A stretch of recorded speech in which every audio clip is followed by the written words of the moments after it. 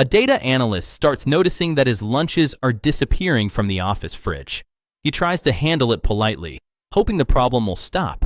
It doesn't. And when he realizes that being nice isn't working, he comes up with a creative and very calculated plan for revenge. But to understand how it happened, we need to go back to the beginning. My name doesn't matter. Call me Mike. I'm 28. I work at a mid-sized logistics company outside Atlanta, and I have exactly two things going for me in this office: my spreadsheets and my lunch. I know that sounds sad. It's a little sad. But hear me out. My mom grew up in San Antonio with a mother who treated cooking like a sacred art form. By the time I was 10, I could make a proper pulled pork that would make a grown man emotional. Cooking isn't just a hobby for me. It's basically therapy with better output than actual therapy and a lower copay. So every morning, I spend about 20 minutes packing my lunch. Nothing fancy, just good food, made with care. A little piece of home in the middle of a beige corporate wasteland where the most exciting thing that usually happens is when someone microwaves fish on a Friday. My lunch was, genuinely, the highlight of my workday. It started on a Tuesday in February. I opened the office fridge at noon, reached for my container, the green one, clearly labeled Mike, do not touch, in black Sharpie, and found nothing but a sad, empty shelf staring back at me.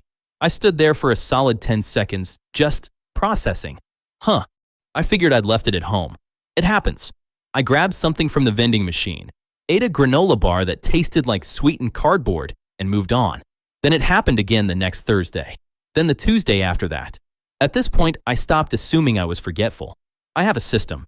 I am, professionally speaking, a guy whose entire job is to notice patterns in data. And the pattern here was pretty clear: Tuesdays and Thursdays. Long meeting days. My lunch. Gone. Somebody in this office was eating my food. Deliberately. Repeatedly. And apparently enjoying it enough to keep coming back. Which, honestly, at least they had good taste. Now, I want to be clear about something. I'm not a confrontational person by nature. I'm the guy who says no worries when a barista spells my name wrong for the fourth time. I once let a guy cut me in line at Costco because he only had a few things. He had a full cart and a case of LaCroix. I said nothing. I am, constitutionally, a non-confrontational human being. My first instinct wasn't revenge. My first instinct was to handle this like a reasonable adult. Classic opening move.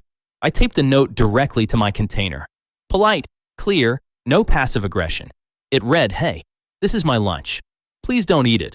I made it at home, and it's all I've got for today. Thanks so much. Mike." I even drew a little smiley face. A smiley face. I was practically begging with a smile. You know what happened to that note? It disappeared with the lunch. So either the thief read it, felt zero remorse, and ate my food anyway, or they didn't even bother to read it and just grabbed the container. Honestly, I'm not sure which scenario is worse. Okay, fine. We're going public. I sent a polite, carefully worded email to our entire floor, about 40 people. Kept it light, kept it friendly. Something like, "Hey team, just a heads up, someone's been accidentally grabbing my lunch from the fridge on the 3rd floor. Green container, my name on it. If you've seen it or grabbed it by mistake, no hard feelings, just let me know." I used the word accidentally, even though we both know it wasn't an accident. That's called diplomacy. The response I got in our Slack channel was 3 laughing emojis from Todd and accounting a LOL same. Someone keeps stealing my yogurt from a woman named Pam who I'd never spoken to before. A gif of a raccoon eating trash, posted anonymously. No one came forward. No one apologized. And the next Thursday, my lunch was gone again. The raccoon gif did get 8 reactions though. Real community moment. I made an appointment. I put on my nice-ish button down, the one without the small stain near the pocket, and I walked into Jennifer's office with the energy of a man who still believed in systems and institutions. Jennifer from HR is a specific type of person that I think every mid-size American office grows in a lab somewhere. Perfectly highlighted hair. A motivational quote print on her wall that said culture is everything. A smile so consistent it started to feel load-bearing. Like if she stopped smiling, the whole building might shift slightly. I explained the situation. Calmly. With dates. She listened with the focused expression of someone who was absolutely not listening. When I finished, she folded her hands and said, "Mike, I totally hear you, and that sounds really frustrating." She did not hear me, but okay. Unfortunately, without being able to identify who specifically is responsible, there's really not much we can do. We can't go through people's belongings or monitor the kitchen. That raises some privacy concerns. I asked if we could put up a camera, just a small one, pointed at the fridge. She made a face like I'd suggested we install a missile silo in the break room. The kitchen is a shared relaxation space, Mike. There are some legal gray areas around recording employees and rest areas. I stared at her culture is everything print for a moment. So someone is stealing my food, I said slowly. And the culture is, that's fine? She smiled wider. Structurally, impressively wider. I'd suggest making your container more clearly labeled. It already said Mike in letters big enough to read from space. But sure, Jennifer, thanks for your time. I need to tell you about Brad, because Brad is important. Brad Kellerman, 31 years old, sales manager. The kind of guy who says we're crushing it, unironically, in every Monday stand-up. Always in a slim-fit suit. I'm convinced he buys them one size too small on purpose, just to remind everyone he works out. Brad had that specific energy of a guy who peaked somewhere between high school and his first sales job and has been coasting on that momentum ever since. Loud laugh. Firm handshake with unnecessary eye contact. Called everyone buddy except the people above him, who he called sir with the reverence of a golden retriever greeting its owner. And Brad was beloved, specifically by our director, Carl, a 54-year-old man who thought Brad was the future of the company, possibly because Brad laughed at all of Carl's golf stories with a consistency that defied human endurance. I had never had a real problem with Brad. We existed in parallel universes within the same office. He did sales. I did data. Our paths crossed occasionally in meetings, and he would look at me the way people look at furniture, registered, categorized, ignored, until about 3 months before the lunch situation started. We were in a company-wide quarterly review. Brad was presenting sales projections, big colorful slides, very confident delivery, the whole performance. And I noticed something. One of his key numbers was off. Not catastrophically wrong, but wrong enough that the strategic decisions being made based on that number would be not great. I raised my hand. I want to be very clear that I did this as gently as possible. I said something like, hey, quick question on slide 14. I think there might be a small discrepancy in the Q3 conversion rate. I'm seeing a different figure in the source data. 2 seconds of silence. Carl looked at the slide, looked at me, said, good catch, Mike. Brad, can you verify that before we finalize? Completely normal. Happens all the time. Data people catch things. It's literally the job. Brad said, absolutely, sir. Thanks for flagging that, Mike, and smiled at me. But here's the thing about working with someone for over a year. You learn their face. And Brad's smile in that moment, it reached his mouth. It did not reach his eyes. His eyes were doing something completely different. Something cold and very focused. I filed it away in the back of my brain under probably nothing and moved on. It was not nothing. Because here's what I eventually pieced together, read it. Brad didn't start stealing my lunch because he was hungry. Brad makes good money. Brad could buy lunch at the nice place 2 blocks away every single day without blinking. Brad started stealing my lunch because he wanted to remind himself, and maybe me, that he could. That in this office, in his territory, a quiet data guy who embarrassed him in front of Carl didn't get to have nice things without his permission. It was petty. It was calculated. It was, I'll admit, kind of impressive in how small and specific it was. But here's what Brad didn't know about me. I grew up going to chili cook-offs in Texas with my uncle. I spent 3 years in college experimenting with hot sauces the way other people experiment with craft beer.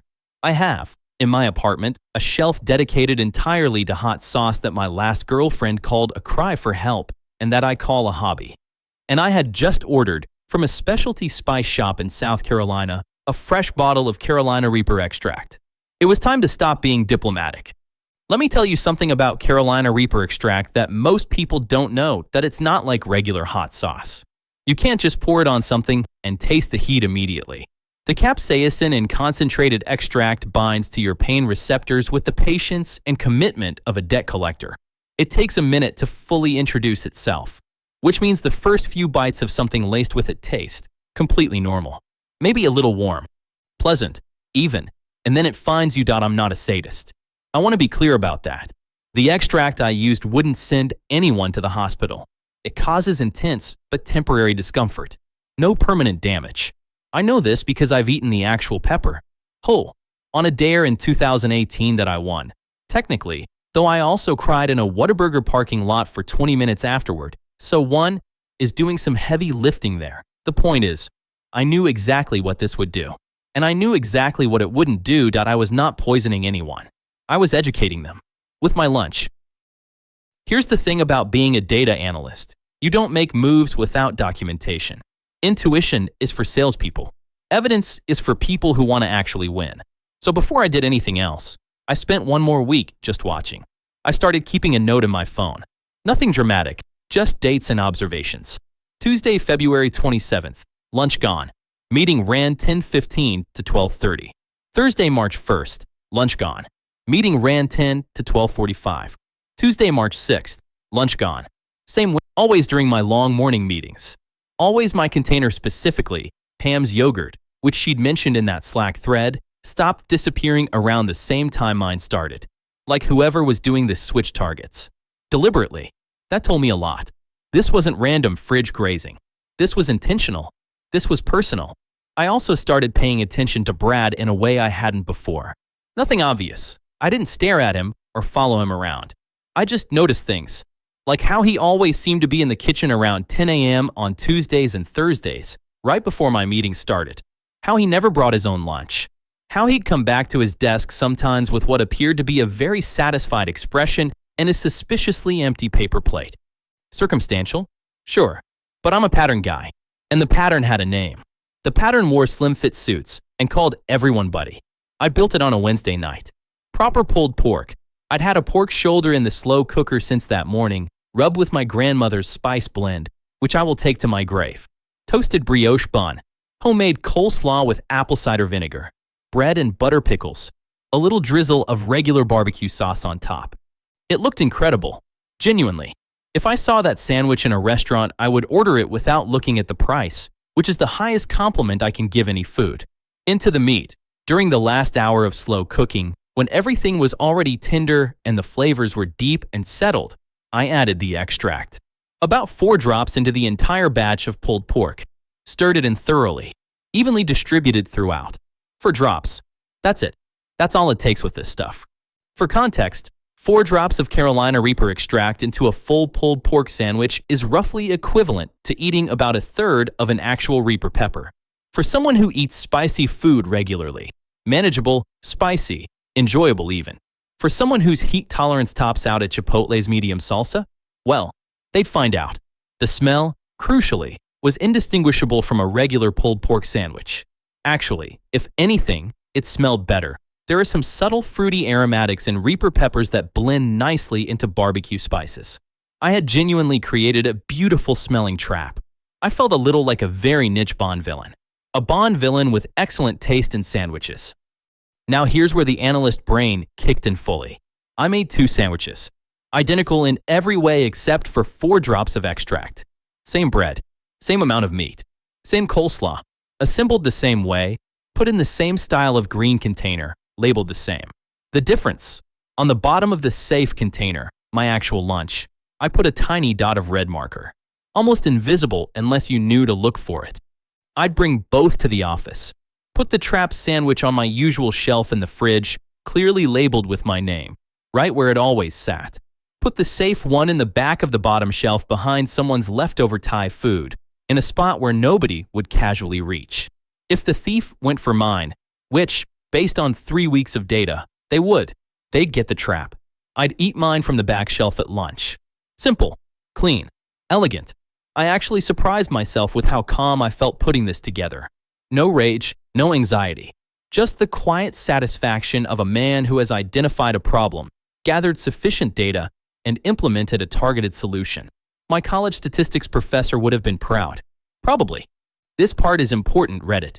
This is the part that saved me later. The morning before I brought the sandwich in, I sat at my kitchen table with my phone propped against the fruit bowl and recorded a video. In the video, I'm eating a small piece of the pulled pork from the safe batch, the one without extract. I look at the camera and say, Thursday, March 8th. This is my lunch for today, pulled pork sandwich, my usual recipe. If you're watching this because something happened, "Hi HR, I eat spicy food.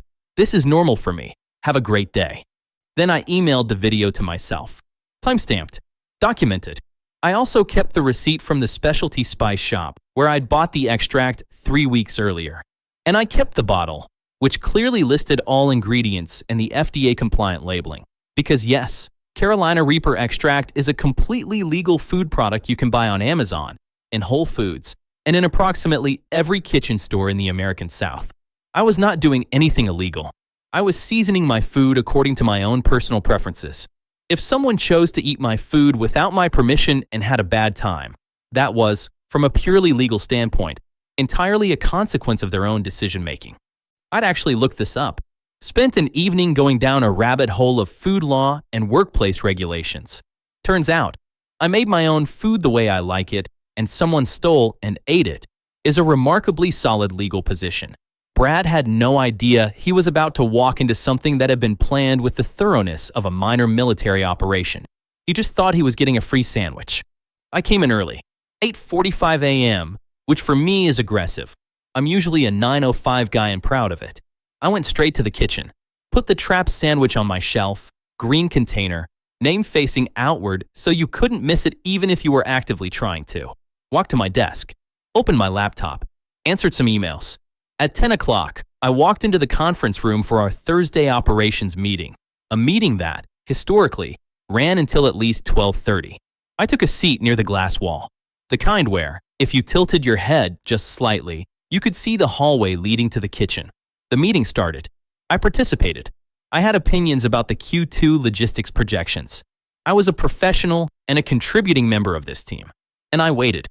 At 11:23 a.m., approximately 1 hour and 23 minutes into a meeting about quarterly freight routing optimization, which, yes, is exactly as thrilling as it sounds, I heard it. First, silence. The normal ambient office hum. Keyboard clicks. The distant sound of Todd from accounting doing his weird thing where he hums while he walks. Then, a cough. Distant. From the direction of the kitchen. Then, nothing for about 15 seconds. Then, a sound that I can only describe as a man discovering, in real time, that he had made a profound and irreversible mistake. It started as kind of a strangled huh, like someone who just remembered they left the stove on, but the stove was inside their mouth. Then it escalated. The full noise was somewhere between a smoke alarm, a seal who'd just been told bad news, and a man attempting to recite the alphabet while someone sat on his chest. It echoed. Our building has good acoustics, apparently. Who knew? Every single person in the conference room stopped talking simultaneously. 12 heads turned toward the hallway in perfect unison, like a very confused, business-casual meerkats colony. Our CFO, mid-sentence about freight costs, just stopped, held his marker in the air, looked at the door. What's that? Someone started. Another sound from the kitchen, louder this time, more committed. I'll go check, said Janet from operations, already standing, because Janet has the disaster response instincts of a first responder and the curiosity of a golden retriever. Half the room followed her. I followed too, calmly, professionally, at a pace that suggested mild concern rather than the internal screaming joy of a man whose plan had executed flawlessly. Now, I want to paint you a picture because you deserve the full visual. Brad Kellerman, sales manager, gym enthusiast, owner of approximately 11 identical slim-fit suits, was standing at the kitchen counter in a state that I can only describe as comprehensively defeated. His face had bypassed red and gone directly to a shade I'll call Carolina Crimson, which is, coincidentally, also the color of the pepper that had done this to him. His eyes were streaming, not crying.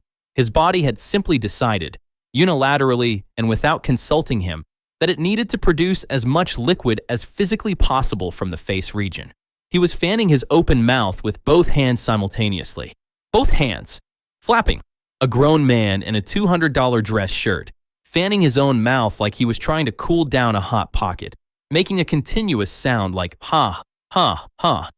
This tie, a very nice tie, silk, burgundy, probably cost more than my car payment, had a pulled pork stain on it roughly the size of Rhode Island. Apparently, the first wave of heat had hit him mid-bite. There was a glass of water in his hand that he was gulping desperately, which I noted with quiet scientific satisfaction was making everything significantly worse. Water does not help capsaicin. Water spreads capsaicin. Brad was essentially rinsing the Reaper around his entire mouth like mouthwash. This is information he did not have. This is information he needed.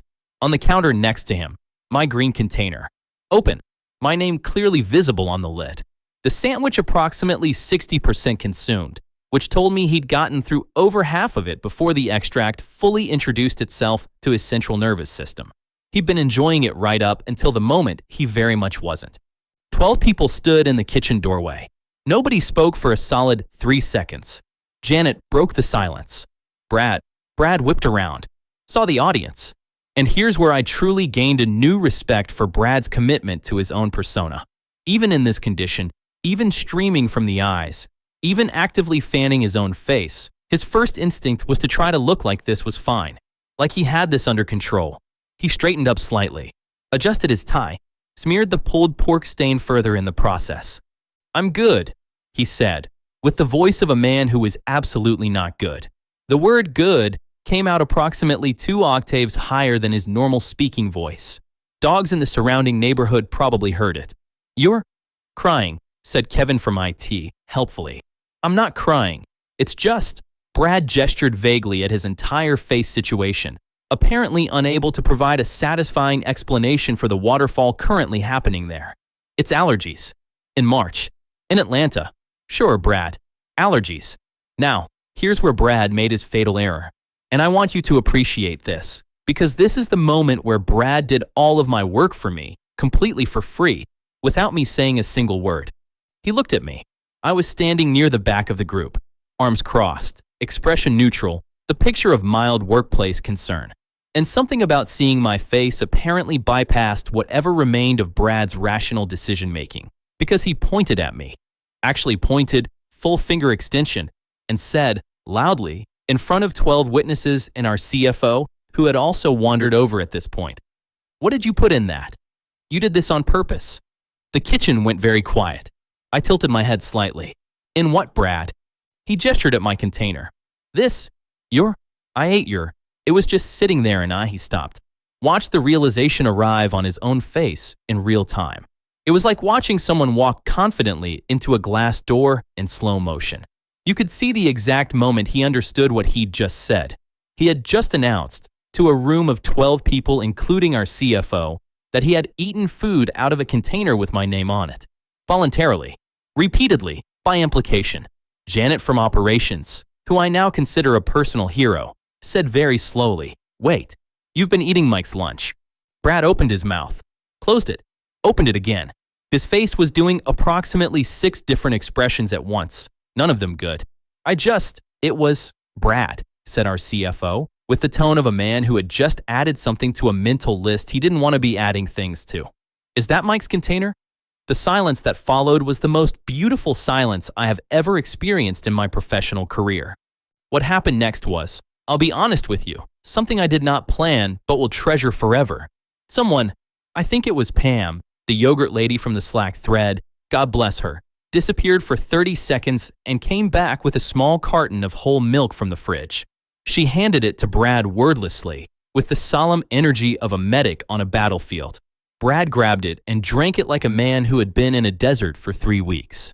Halfway through the carton, he seemed to remember he had an audience. He lowered it slowly. Milk was running down his chin. His silk tie now had both a pulled pork stain and a milk situation developing. Kevin from IT took a photo. I know this because I heard the shutter sound and saw Kevin immediately look very guilty and put his phone away. That photo exists somewhere. I choose to believe it's living its best life. I looked at Brad. Brad looked at me. I said, very calmly, very politely, the only thing there was to say, "I really hope you feel better, man." And I went back to the conference room, sat down, opened my laptop, took a deep breath, retrieved my safe sandwich from the back of the bottom shelf of the fridge later that afternoon, ate it at my desk. It was, objectively, one of the best sandwiches I have ever made. The next morning, Jennifer from HR called me in. Same office, same motivational print. Except this time she wasn't smiling. She was doing the face of someone who'd been told to deal with a problem she'd specifically chosen not to deal with 2 weeks ago and was now suffering the consequences of that choice. Brad had filed a formal complaint. Intentional harm. Dangerous substance in the workplace. The company lawyer was there too. A tired-looking guy named Dennis who kept clicking his pen. I let them finish. Then I put 3 things on the table. 1. A receipt from a licensed specialty food retailer for 1 bottle of Carolina Reaper extract. A completely legal, FDA-compliant food product available on Amazon Prime with free 2-day shipping. 2. A time-stamped video of me eating the same sandwich. 3. Printed screenshots of my 3 previous HR complaints with dates about my lunch being stolen. All ignored. I looked at Dennis the lawyer. Dennis looked at the receipt. Dennis stopped clicking his pen. He seasoned his own food. Dennis said quietly, mostly to himself, like a man solving a math problem he didn't enjoy. I just eat spicy food, I said helpfully. Always have. Jennifer opened her mouth, closed it. The motivational print behind her that said culture is everything had never felt more ironic. The meeting ended 20 minutes later. No action taken against me. Brad received a formal written warning for theft of personal property. Yes, stealing someone's lunch counts. HR apparently remembered how policies worked once a lawyer was in the room. Jennifer was reminded, also formally, that employee complaints require documented follow-up. I said thank you, shook Dennis's hand, and left. Now here's the part one didn't expect, the fallout. Because it turns out that watching a grown man in a silk tie fan his own mouth with both hands while crying in the kitchen and then accidentally confess to weeks of petty food theft in front of the CFO leaves a mark. Socially speaking, the nickname appeared within 48 hours. I didn't start it. I want to be clear about that. But by the following Monday, at least 3 people in the office were quietly referring to Brad as the Reaper. Not to his face, but audibly enough that he could sometimes hear it from across the room. Kevin from IT, I knew it, had in fact kept the photo. He did not post it anywhere. He just showed people, selectively, as a treat. By week 2, at least a dozen people had seen Brad mid-milk chug with the expression of a man questioning every decision he'd ever made. Carl, the director, the golf buddy, the great protector of Brad's career, stopped laughing quite as hard at Brad's jokes in meetings. You could see him recalibrating. The golden boy had been revealed to be, fundamentally, a guy who stole other people's sandwiches out of petty jealousy and then blamed them for it. That's not a good look at any income level. Brad tried to recover his reputation with the kind of aggressive cheerfulness that only made everything worse. He brought donuts one Monday. People took the donuts and said thank you, and then immediately went back to calling him the Reaper in the Slack channels he wasn't in. At some point, he stopped making eye contact with me entirely, which was fine. I had never needed his eye contact. 6 months later, Brad left the company. LinkedIn announced he was excited to pursue new opportunities, which is the corporate way of saying the vibe had become untenable. Carl gave him a going-away speech that was noticeably shorter than the ones he'd given other departing employees. There was a sheet cake. It was fine. Pam from the Yogurt Slack comment came up to me at Brad's going-away gathering, which I attended briefly because I'm a professional, and quietly said, I always knew it was him, by the way, taking the lunches. He had that look. What look? I asked. The look of a guy who thinks he deserves things that aren't his. I nodded. We ate our sheet cake in comfortable silence. And that, folks, is the story of how one sandwich changed everything. Now I gotta ask, have you ever dealt with a coworker like Brad? Someone who smiles to your face and then goes through your stuff the second you turn around? Drop it in the comments. I read every single one. And honestly, did Mike go too far? Or did Brad get exactly what he deserved? Let me know where you stand. If you enjoyed this one, hit that subscribe button. New stories every week. And trust me, it only gets better from here. Stay safe out there. And maybe label your lunch. See you in the next one.